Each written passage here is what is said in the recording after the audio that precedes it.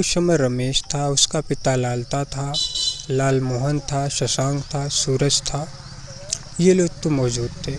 और जो उसका भाई आरोपी का, मुख्य आरोपी का जो भाई राजेश यादव है, वो पुलिस विभाग में एसआई है, सब इंस्पेक्टर है। सारा षड्यंत्र उसी के द्वारा रचा गया था ये, क्योंकि जब भी इस घटना को अंजाम दो हम पुलिस विभाग में है, सेफ कर लेंगे। उसी का नतीजा भी हमको देखने को मिल रहा है कि आरोपी पकड़े गए, मुख्य आरोपी भी पकड़ा गया, यहाँ तक कि दलील। इस वक्त हमारी मौजूदगी कमरुद्दीनपुर में है, जो कि उस दिन मौके पे जो अनुराग यादव जी के चचेरे भाई हैं और पेशे से वकील भी हैं, और ये वही स्थान है जहाँ पे खड़े थे, जहाँ इसी के पीछे अनुराग यादव जी का हत्या हुआ था। तो आइए जानते हैं कि उस समय कब बज रहा था, हत्या करने की क्या साजिश क्या पहले से थी या कोई ज़मीन का विवाद था। तो आइए जानते हैं। हाँ, थोड़ा सा अपना नाम बता दीजिए। रामजस यादव। जिस वक्त हत्या हुई आप उस समय क्या कर रहे थे? देखिए, जिस समय हत्या हुई संभवतः टाइम 7:15 बज रहा था सुबह। हम और मेरा चचेरा भाई इसी रास्ते से निकले खेत जाने के लिए। वो भी ब्रश कर रहा था, मैं दातून कर रहा था। यहाँ पर आप देख सकते हैं कि ये ईंट पड़ा हुआ है जी। इसी को मेरा भाई जो है थोड़ा सा साइड करने लगा। अच्छा, हाथ से 1-2 ईंट साइड किया। इसी बात से नाराज आरोपी वो घर में बैठा, पीछे घर उसका देख रहे हैं जो विवादित है जी, वो मना किया। तो मैंने अपने भाई को मना कर दिया। उसका है कि आपका गिरा? नहीं, ईंटा मेरा है। अच्छा जी, बारिश में कीचड़ हो जाता था तो कभी उसी में डाल दिया गया था, वो उखड़ गया था, उसी को साइड कर रहा था। तो इसीलिए वो मना किया। तो हमने भी भाई को मना कर दिया कि जाने दो, ईंट मत उठाओ, छोड़ो, चलते हैं आप। इतना वो कह के सीधे अपने उस पीछे वाले घर में भागता है, वहाँ से जाके तलवार निकालता है और अपने परिवार के सदस्यों को बुलाता है। सभी लोग तलवार, धारदार हथियार, गड़ासी और असलहे, कुछ के हाथ में, 1-2 हाथ में लाठी डंडे भी थे। अच्छा। लेके वहाँ से ललकारते हुए सभी लोग आते हैं। सबसे आगे वही आरोपी था, रमेश यादव जी। तो मैं थोड़ा सा आगे बढ़ चुका था और ये मेरा भाई यहीं पर मौजूद था। तो हम लोग वेट कर रहे थे कि देखो आता है, डरा के चला जाता है या मारता है। जब देखते हैं कि नहीं बेहद करीब आ जाता है तो मैं कहता हूँ कि भाई तुम घर भाग जाओ, और मुझे फिर वापस घर आना संभव नहीं, क्योंकि यहीं मुलाकात हो जाएगी, मुझे भी मार देगा। तो भाई तो घर की तरफ भाग गया, लेकिन वो मुझे दौड़ा लिया। अच्छा। सामने आप देखेंगे तो विद्यालय परिसर है, वहाँ तक वो मुझको दौड़ाया, लेकिन पाया नहीं मुझे। अच्छा। तो ये मेरा भाई देख रहा था, वो फिर रिटर्न वापस मुझे देखने के लिए आ गया। अच्छा। उस इंटरलॉकिंग रास्ते पर। अच्छा। कि भाई वहाँ दौड़ाया, हो सकता है कहीं भैया को न मार दे। हाँ। तो वो मुझको नहीं पाता और वहीं से वो वापस आ जाता है। तब तक उसके परिवार के अन्य जो सदस्य थे मेरे भाई को इसी रास्ते पर घेर लेते हैं। अच्छा। और जब घेर लेते हो तो रिटर्न आकर जी। तुरंत पीछे से वार करता है और गर्दन पर तलवार से सिर धड़ से अलग कर देता है। माने गर्दन ही उड़ा दिया? एक ही राउंड में गर्दन दूर जा गिरी और इतना करके सभी लोग फरार हो जाते हैं इसी रास्ते से। अच्छा, ये घटना का। तो इस तरह से घटनाएं जैसे हुई है आपके गांव में, आपके घर में जी, ये जो पापी हैं, इन पापियों को क्या सज़ा होनी चाहिए? आप क्या मांग कर रहे हैं? ये आप अधिवक्ता हैं, क्या कहना चाहेंगे? देखिए, पहली बात तो पापी तो ये है, पाप किया ही, इसका इनकाउंटर तो होना चाहिए, इसमें कोई शक नहीं, कोई दो राय नहीं होनी चाहिए, ना विलम्ब भी होना चाहिए। लेकिन अभी तक सरकार शायद सो रही है या अंधी हो गई है, उसको दिखाई नहीं दे रहा हो, या जातिवाद हावी हो, तो बात ही अलग है, कुछ नहीं कहा जा सकता।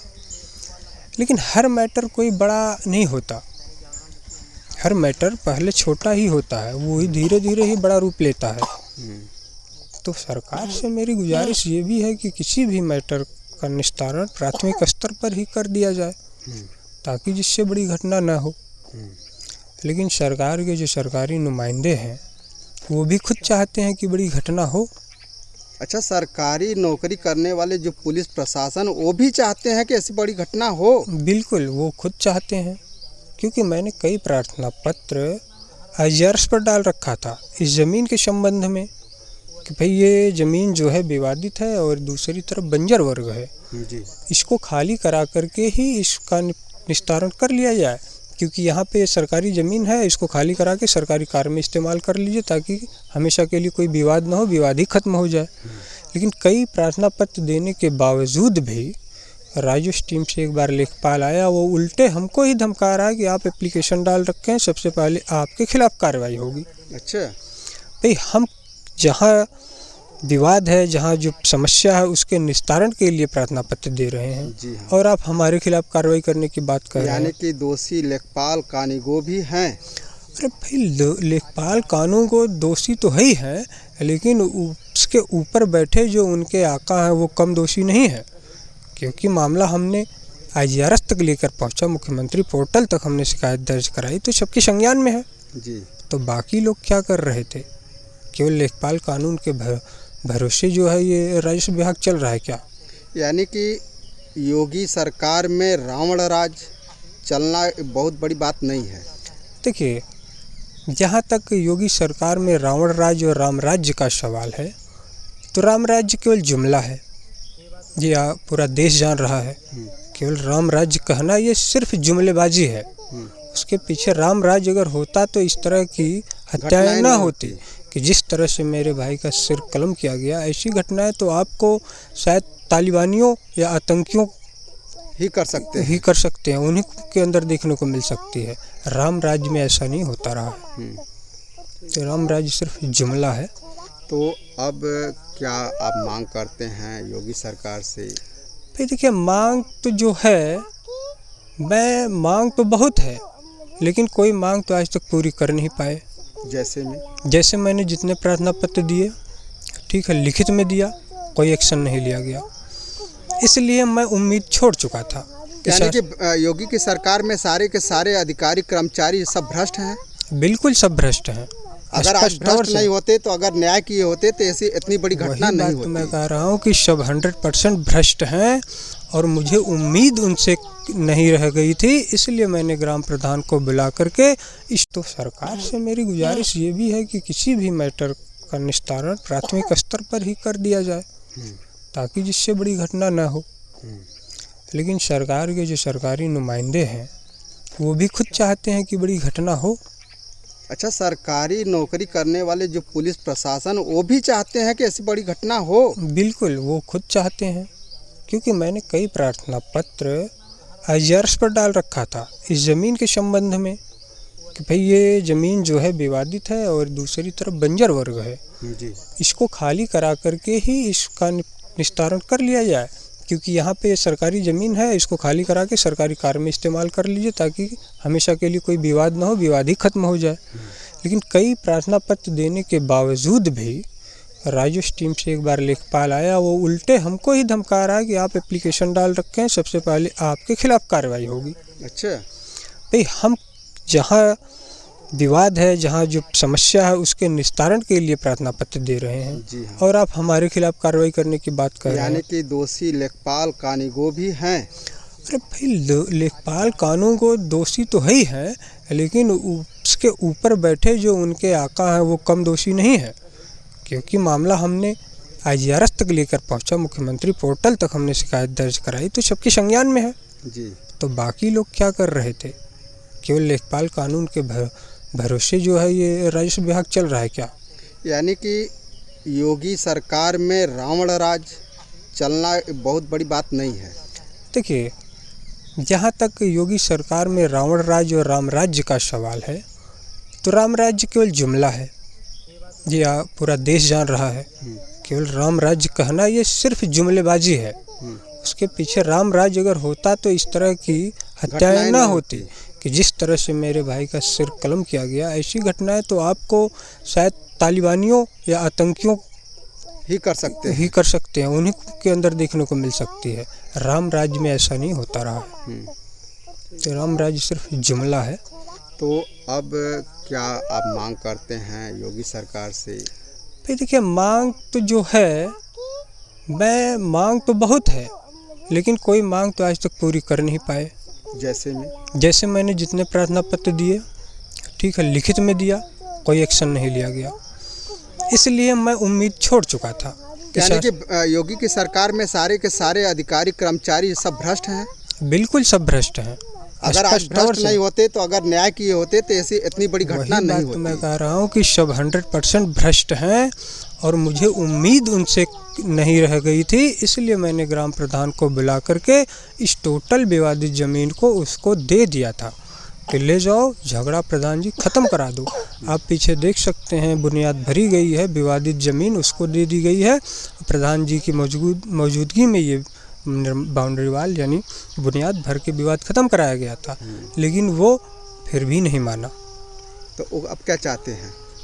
अब उनको आगे की भी ज़मीन चाहिए। अब जो सामने आप देख रहे हैं ये सब आराजी नंबर है, तालाब से हैं, इस पर भी वो सिविल वाद कर रखा है कि अब मुझको सड़क तक चाहिए।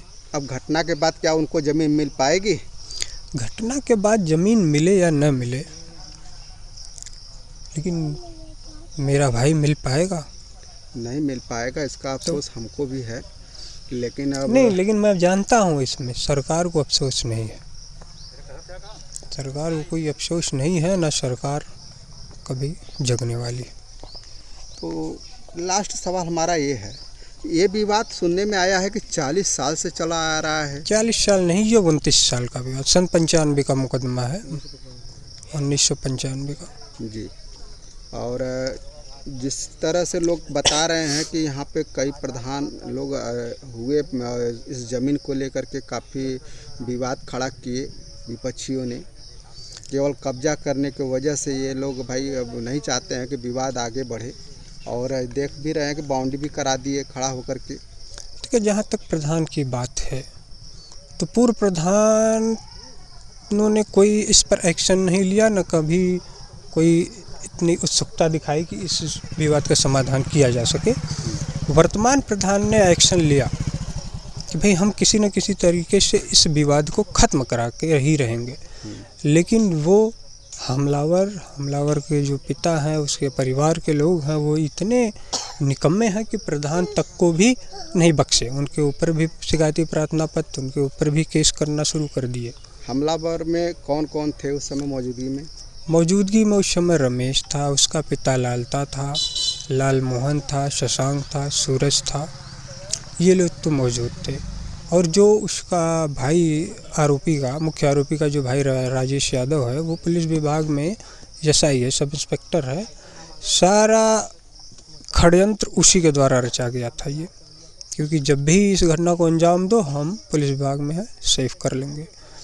उसी का नतीजा भी हमको देखने को मिल रहा है कि आरोपी पकड़े गए, मुख्य आरोपी भी पकड़ा गया। यहाँ तक कि दलीलें आई कि नहीं इनकाउंटर होगा, यहाँ तक कि हाफ इनकाउंटर तक भी नहीं हुआ, और आराम से वो जाते हैं लखनऊ, वहाँ अलीगंज थाना है, उसी में सरेंडर करते हैं। बाकायदा योगी जी की पुलिस आराम से सम्मानपूर्वक लाती है जौनपुर, गौराबादशाहपुर थाने में लिखा पढ़ी करके जिला कारागार भेज देती है। और अनुराग यादव की बहन ने 3 दिन के बाद बहुत बड़ी खुलासा किया है कि हमको खून के बदले खून अगर नहीं मिला तो इसका अंजाम भी बहुत बुरा होगा, ऐसा सुनने में आ रहा है। देखिए, हमें जो न्याय की उम्मीद थी प्रशासन से, वो तो हम प्रार्थना पत्र दे के थक चुके थे, कोई इंसाफ मिला नहीं, आगे भी मिलने की कोई उम्मीद नहीं है। तो इंसाफ के लिए खुद लड़ना है, हमें खुद लड़ेंगे भाई। जहाँ तक खून के बदले खून की बात चल रही है, ये शायद भविष्य में आप लोगों को देखने को मिलेगी। थोड़ा इंतज़ार करें आप लोग।